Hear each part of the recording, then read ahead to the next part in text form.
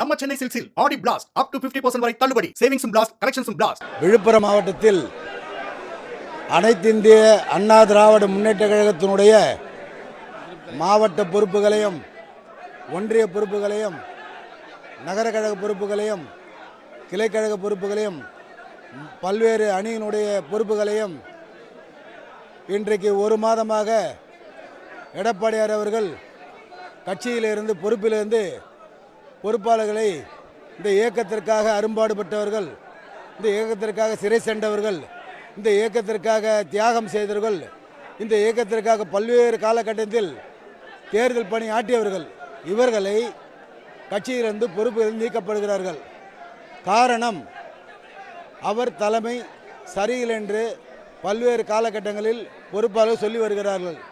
தொடர்ந்து தோல்வி தோல்வி தோல்வி தோல்வி, எதுலேயுமே ஒரு வெற்றியே கிடையாது. அப்படின்னும் பொழுது எல்லாரும் அதிருப்தியில் இருக்கிறாங்க. இப்போ பார்த்தீங்கன்னா தமிழ்நாட்டில் பல்வேறு இடங்கள் இந்த முறை நம்ம ஆட்சிக்கு வர வேண்டியது, அதை இன்றைக்கி மூணாவது இடத்துல கொண்டு வந்துட்டாங்க. இந்தியாவிலேயே அம்மா 3வது இயக்கமாக கொண்டு வந்தார்கள்.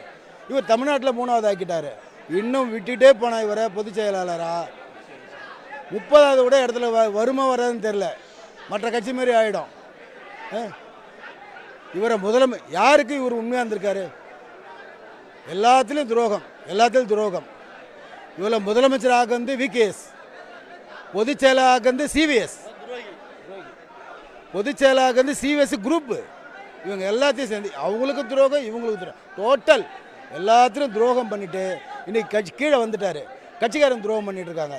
ஏற்று கேட்டால் ஒன்று பொறுப்பு, ஏற்று கேட்டால் இன்றைக்கி போட்டுக்கிற பூரா விழுப்புரம் மாவட்டத்தில் சந்தன கடத்தல், செம்மரை கடத்தல், கள்ளச்சார வியாபாரிங்க, திருட்டு தொழில் பண்ணுறவங்க, அத்தனை பேருமே பொறுப்பாளர் போட்டு வச்சுருக்கானுங்க. இது தலைமை எப்படி இருக்குது அந்த மாதிரி தானே கீழே இருக்கிறப்பா. அவன் புத்தி என்ன இருக்குது அந்த புத்தி தானே இருக்கான். ஒருத்தனாவது யோக்கியமாக நான் சொல்லுங்கள். போய் விழுப்புரம் மாவட்டத்தில் அவனுடைய எஃப்ஐஆர் எடுத்து பாருங்கள். திண்டிவனம், விழுப்புரம், செஞ்சு கிஞ்சி எல்லாத்தையும் எடுங்க. நான் தரேன், என்கிட்ட இருக்குது எஃப்ஐஆர் காப்பி, என்கிட்ட இருக்குது. நான் தரேன் யாரை என்னென்ன பண்ணியிருக்கான்ட்டு. இந்த மாதிரி ஆள்லாம் பொறுப்பாளர் போட்டு வச்சுருக்கிறாங்க. இதை கேட்டால் உடனே கட்சியிலேருந்து எல்லோரும் நீக்கிறாங்க. இது ஆரோக்கியமான விஷயம் கிடையாது.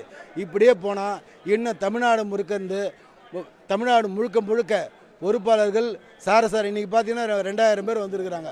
விழுப்புரம் மாவட்டத்தை மட்டும் 2000 பேர் பொறுப்பாளர் வந்திருக்கிறாங்க.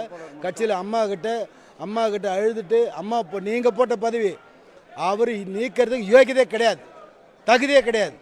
அதனால் அம்மா கிட்ட பொறுப்பை ஒப்படைச்சிட்டு போயிட்டே இருக்கிறாங்க. இதுதான் விஷயம். இன்றைக்கி சூழ்நிலை நடந்து கொண்டு இருக்கிறது. தொடர்ந்து இன்னும் தமிழ்நாட்டில் பல்வேறு மாவட்டங்களிலிருந்து பொறுப்பாளர் வந்துட்டுருக்காங்க. இவர் கள்ள தொடர்பு வைத்தனால்தான், இதை வெளியே தெரிஞ்சினால்தான் இதை விழுப்புரம் மாவட்டம் தான் முத சொல்லிடுச்சு. இந்த மாதிரி திமுக கூட கள்ள தொடர்பு. நம்ம கட்சி எதுக்கு ஆரம்பித்தோம்? ஆரம்பத்தில் முதல்ல நான்லாம் 16 முறை ஜெயிலுக்கு போயிருக்கிறேன். என்ன அந்தளவுக்குலாம் போயிருப்பாரேன்னு எனக்கு தெரியல. எடப்பாடி பழனிசாமி 16 முறை ஜெயிலு காட்டட்டுமா? எஃப்ஐஆர் ஜெயிலு இது காட்டட்டுமா? அது நான் ஜெயிலுக்கு போனது கள்ளச்சாராயத்துக்கு இல்லை, கட்சிக்காக போனோம். கட்சி அம்மாக்காக போனோம். நீ போயிருப்பியா? நான்லாம் நாவலர், காளிமுத்து உள்பட பொதுக்கூட்டம் நடத்தினோம் நான் விழுப்புரம் மாவட்டத்தில். எல்லாருக்குமே தெரியும். அப்படியாப்பட்ட எங்களை எல்லாம் நீங்கள் கட்சி விட்டு நீக்குவேன், நாங்கள் வேடிக்கை பார்க்கமா? இதெல்லாம் நல்லதில்லை, ஆரோக்கியமான விஷயம் கிடையாது. இன்னும் தமிழ்நாடு பூரா கிளம்பி வரோம். உங்களுக்கு சரியான பாடத்தை இந்த கழக தொண்டன் புகட்டுவான் நினைவில் வைத்துக் கொள்ளுங்கள். நம்ம சென்னை சில்க்ஸில் ஆடி பிளாஸ்ட் அப் டு 50% வரை தள்ளுபடி. சேவிங்ஸும் பிளாஸ்ட், கலெக்ஷன்ஸும் பிளாஸ்ட். தி சென்னை சில்க்ஸ்.